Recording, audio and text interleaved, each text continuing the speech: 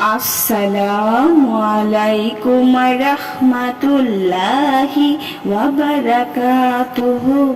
সুপ্রিয় সম্মানিত দর্শক ও শ্রোতা, আশা করি মহান রব্বুল আলামিনের দয়ায় আপনারা সকলেই ভালো আছেন।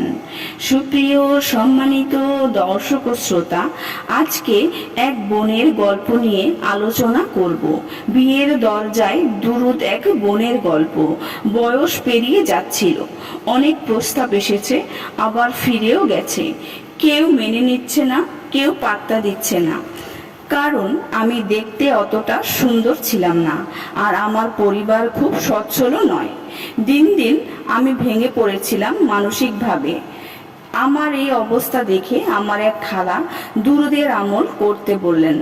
খালাই বললেন, বিয়ে তোর রিজিকে আছে, কিন্তু দরজাটা খুলতে দুরুদ দরকার। বেশি বেশি দুরুদ পড়, দেখবি কিছুই হবেই। খালার কথা শুনে এক আমল শুরু করলাম। প্রতিদিন 500 বার দুরুদে ইব্রাহিম, 2000 বার ইস্তিগফার। সেই আমল ঠিক 1 মাস কন্টিনিউস করলাম। 27তম দিনে হঠাৎ করে এক পরিবার থেকে প্রস্তাব আসে।